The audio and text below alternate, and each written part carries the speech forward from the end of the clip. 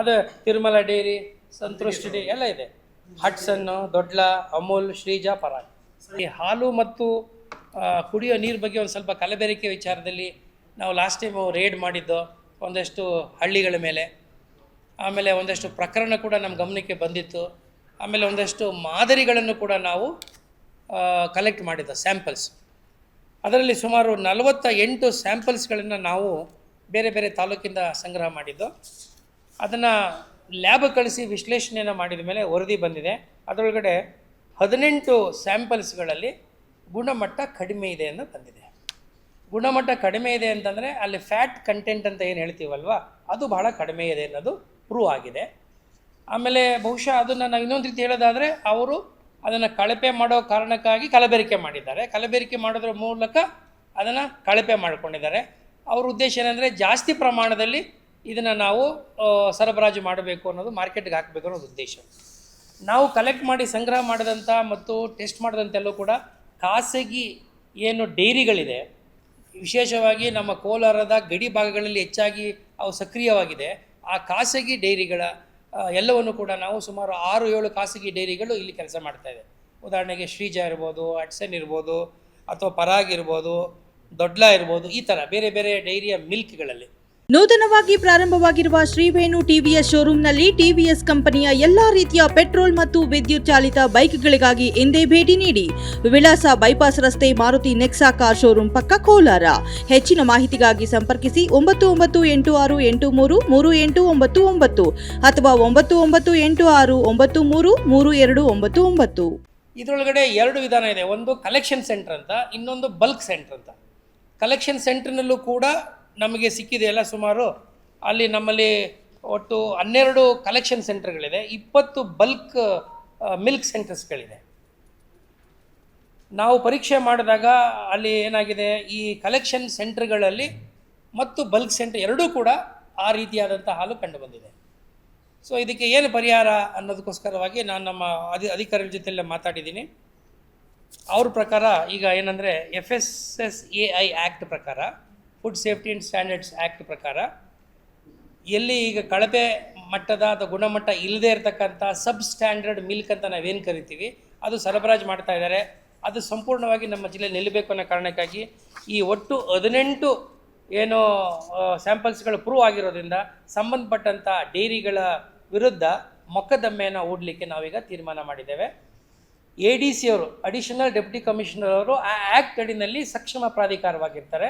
So ಅವರು ಇಮಿಡಿಯೇಟಾಗಿ ನೋಟಿಸನ್ನು ಜಾರಿ ಮಾಡಿ ಅದನ್ನು ಅವರಿಗೆ ಹಿಯರಿಂಗ್ ಮಾಡಬೇಕು ಅಂತ ಈಗಾಗಲೇ ನಿರ್ದೇಶನ ಕೊಟ್ಟಿದ್ದೇನೆ. ಸೊ ಮೇಡಮ್ ಅವರ ಮೇಲೆ ಕೇಸಸ್ನ ದಾಖಲು ಮಾಡಿಕೊಂಡು ಹಿಯರಿಂಗನ್ನು ಶುರು ಮಾಡ್ತಾ ಇದ್ದಾರೆ. ಇದರ ಜೊತೆಯಲ್ಲಿ ನಮಗೆ ಇನ್ನೊಂದು ಅಂಶ ಕಂಡು ಬಂದಿದ್ದೇನಪ್ಪ ಅಂದರೆ, ಈ ಕಲೆಕ್ಷನ್ ಸೆಂಟರ್ಸ್ಗಳು ಪ್ರಾರಂಭ ಮಾಡೋಕ್ಕಿಂತ ಮುಂಚೆ ನಮ್ಮ ಫುಡ್ ಸೇಫ್ಟಿ ಆಫೀಸರಿಂದ ಅನುಮತಿ ಅಥವಾ ಲೈಸೆನ್ಸನ್ನು ಪಡಿಬೇಕು.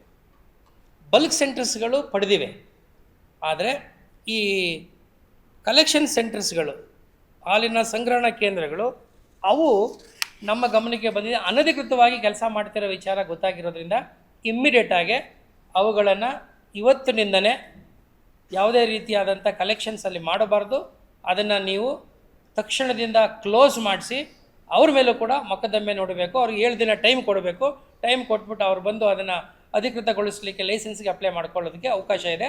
ಬಟ್ ಅಲ್ಲಿವರೆಗೂ ಲೈಸೆನ್ಸ್ ಆಗೋವರೆಗೂ ಕೂಡ ಅವರು ಕಾರ್ಯನಿರ್ವಹಣೆ ಮಾಡಬಾರ್ದು ಅನ್ನೋ ಒಂದು ನಿರ್ದೇಶನವನ್ನು ಕೂಡ ನಾನು ಈಗಾಗಲೇ ನಮ್ಮ ಡಿಸ್ಟ್ರಿಕ್ಟ್ ಫುಡ್ ಸೇಫ್ಟಿ ಆಫೀಸರ್ ಗಮನಕ್ಕೂ ಕೂಡ ತಂದಿದ್ದೇವೆ. ಇದ್ರ ಜೊತೆಯಲ್ಲಿ ಇನ್ನೊಂದು ನಮ್ಮ ಜಿಲ್ಲಾಡಳಿತ ಭಾಳ ಗಂಭೀರವಾಗಿ ತೆಗೆದುಕೊಂಡಿರೋ ವಿಚಾರ ಏನಪ್ಪ ಅಂತಂದರೆ, ಕುಡಿಯೋ ನೀರಿನ ಘಟಕಗಳಿದೆ ನಮ್ಮಲ್ಲಿ. ಈ ಕೆಲವು ಕುಡಿಯೋ ನೀರಿನ ಘಟಕಗಳು ಕುಡಿಯೋ ನೀರಲ್ಲೂ ಕೂಡ ಕಲಬೆರಕೆ ಮಾಡ್ತಕ್ಕಂಥ 1-2 ಪ್ರಕರಣಗಳು ನಮ್ಮ ಗಮನಕ್ಕೆ ಬಂದಿದೆ. ಉದಾಹರಣೆಗೆ 1-2 ಹೋಟೆಲ್ಗಳ ಮೇಲೆ ನಮ್ಮ ಅಧಿಕಾರಿಗಳು ದಾಳಿ ಮಾಡಿದಾಗ ನಿಮ್ಗೆ ಗೊತ್ತಿದೆ, ಅಲ್ಲಿ ಕೆಲವು ಕಳಪೆ ನೀರು ಅಥವಾ ಅದರೊಳಗಡೆ ಕೆಲವು ವಿಷಕಾರಕವಾದಂಥ ಅಂಶಗಳು ಅಲ್ಲಿ ಕಂಡು ಬಂದಿರೋದು ನಮ್ಮ ಗಮನಕ್ಕೆ ಬಂದಿದೆ. ಸೊ ಇದು ಸಪ್ಲೈ ಮಾಡ್ತಿರೋದು ಯಾರು, ವೆಂಡರ್ಸ್ ಯಾರು ಅಂತ ನಾವು ಪರಿಶೀಲನೆ ಮಾಡೋಕ್ಕೆ ಹೋದಾಗ ಕೆಲವು ವೆಂಡರ್ಗಳನ್ನ ಸ್ಟಾಪ್ ಮಾಡಿಸಿದ್ದೀವಿ.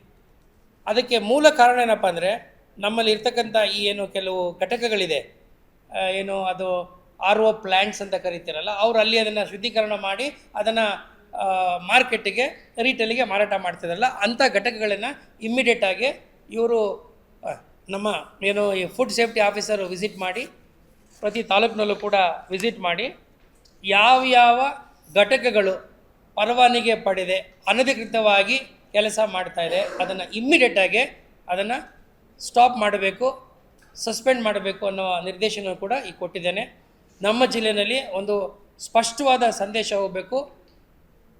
ವೃದ್ಧರು, ಮಕ್ಕಳು ಮತ್ತು ರೋಗಿಗಳು ಬಳಸ್ತಕ್ಕಂಥ ಏನು ಹಾಲಿದೆ, ಹಾಲಿನ ವಿಚಾರದಲ್ಲಿ ಕಳಪೆ ಗುಣಮಟ್ಟವಾಗಲಿ ಅಥವಾ ಕಲಬೆರಕೆ ಹಾಲಿನ ಸರಬರಾಜಾಗಲಿ ಅಥವಾ ಅದನ್ನು ಸಪ್ಲೈ ನಮ್ಮ ಜಿಲ್ಲೆಯಲ್ಲಿ ಯಾವುದೇ ಕಾರಣಕ್ಕೂ ಆಗಕೂಡದು.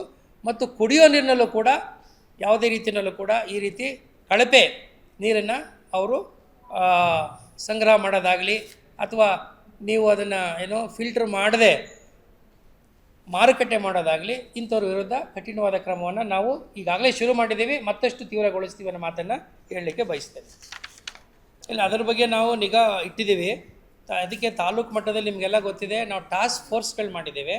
ತಾಲೂಕು ಮಟ್ಟದ ಟಾಸ್ಕ್ ಫೋರ್ಸಲ್ಲಿ ತಹಶೀಲ್ದಾರು ಮತ್ತು ತಾಲೂಕಿನಲ್ಲಿರ್ತಕ್ಕಂಥ ಫುಡ್ ಸೇಫ್ಟಿ ಆಫೀಸರು ಇದಲ್ಲದೆ ಮತ್ತು ನಮ್ಮ ಯಾರು ಟಾಸ್ಕ್ ಫೋರ್ಸ್ ಇದೆ ಹೌದು, ಅದ್ರ ಜೊತೆಯಲ್ಲಿ ಪೊಲೀಸ್ ಅಧಿಕಾರಿಗಳು ಇರ್ತಾರೆ, ಆಮೇಲೆ ನಗರಸಭೆ ಪುರಸಭೆ ಆಯುಕ್ತರು ಕೂಡ ಇರ್ತಾರೆ. ಆ ಟಾಸ್ಕ್ ಫೋರ್ಸು ಇವನ್ನೆಲ್ಲವನ್ನು ನಿಗಾವಹಿಸಿ ನಾವು ಪ್ರಯತ್ನವನ್ನು ಮಾಡ್ತಾಯಿದ್ದೀವಿ. ಸಾರ್ವಜನಿಕ ನಿಮ್ಮ ಗಮನಕ್ಕೆ ಏನಾದ್ರು ಬಂತು ಅಂದರೆ ದಯವಿಟ್ಟು ಇಮಿಡಿಯೇಟಾಗಿ ನಮ್ಮ ಗಮನ ತಗೊಬನ್ನಿ, ಟಾಸ್ಕ್ ಫೋರ್ಸ್ ಗಮನ ತಗೊಬನ್ನಿ, ತಕ್ಷಣಕ್ಕೆ ನಾವು ಕ್ರಮ ತಗೋತೀವಿ. ವಿಶೇಷವಾಗಿ ಕುಡಿಯೋ ನೀರು ಮತ್ತು ಹಾಲು ವಿಚಾರದಲ್ಲಿ ಮಾತ್ರ ಜನರ ಬದುಕಿನ ಜೊತೆ ಚೆಲ್ಲಾಟ ಆಡೋದು ಮಾತ್ರ ಜಿಲ್ಲಾಡಳಿತ ಸಹಿಸೋದಕ್ಕೆ ಸಾಧ್ಯವಿಲ್ಲ.